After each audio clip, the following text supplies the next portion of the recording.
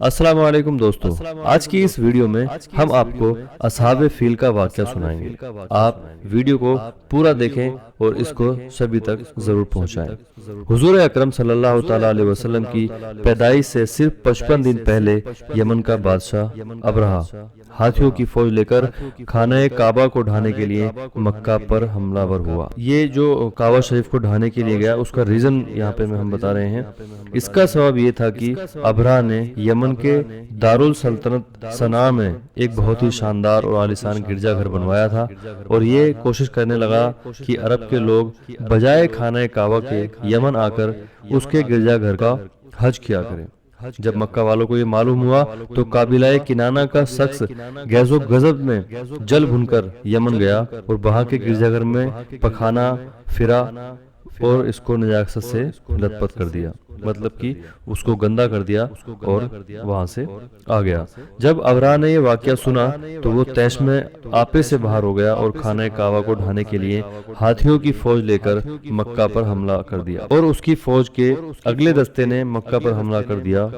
और उसकी फौज के अगले दस्ते ने मक्का वालों के तमाम ऊँटों और मवेशियों को छीन लिया। इसमें 200 या 400 ऊँट अब्दुल मुत्तलिब के थे।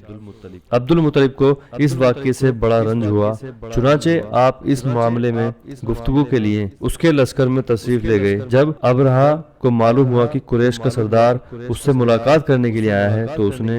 आपको अपने खेमे में बुलाया और जब अब्दुल मुत्तलिब को देखा कि एक रुआबदार और निहायती हसीन और जमील आदमी जिसकी पेशानी पर नूर नबूवत का जाहो जलाल चमक रहा है तो सूरत देखते ही अबरहा मारूब हो गया और बे इंतखार तख्ते शाही से उतरकर आपकी तामीज़ो तकरीम के लिए खड़ा हो गया और अपने बराबर में बिठाकर दरियाफ्त किया कि कहिए सरदार कुरैश, यहाँ आपकी तशरीफ आवरी का क्या मकसद है। अब्दुल मुत्तलिब ने जवाब दिया कि हमारे ऊँट और बकरियां वगैरह आपके लश्कर के सिपाही हाँक लाए हैं, आप उन सब मवेशियों को हमारे सुपुर्द कर दीजिए। ये सुनकर अबरहा ने कहा कि ये सरदार कुरैश, मैं तो ये समझता था कि आप बहुत ही हौसलामंद और शानदार आदमी हैं, मगर आपने मुझसे अपने ऊँटों का सवाल करके मेरी नजरों में अपना वकार कम कर दिया है। ऊँट और बकरी की हकीकत ही क्या है, मैं तो आपके काबा को तोड़ फोड़ कर बर्बाद करने के लिए आया हूँ, आपने इसके बारे में तो गुफ्तगू ही नहीं की। अब्दुल मुत्तलिब ने कहा कि मुझे तो अपने ऊँटों से मतलब है, काबा मेरा घर नहीं है बल्कि वो खुदा का घर है और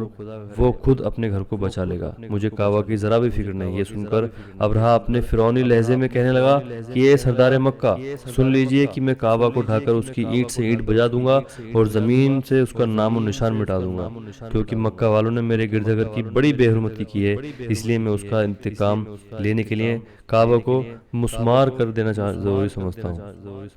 अब्दुल मुत्तलिब ने फरमाया कि फिर आप जाने और खुदा जाने, मैं आपसे सिफारिश करने वाला कौन होता हूँ। इस गुफ्तगू के बाद अबरहा ने तमाम जानवरों को वापस कर देने का हुक्म दिया और अब्दुल मुत्तलिब तमाम ऊँटों और बकरियों को साथ लेकर अपने घर चले गए और मक्का वालों से फरमाया कि तुम लोग अपने अपने माल मवेशियों को लेकर मक्का से निकल जाओ और पहाड़ियों की चोटियों पर चढ़कर और दर्रों में छुप कर पनाह ले लो। मक्का वालों से ये कहकर फिर खुद अपने खानदान के चंद आदमियों को लेकर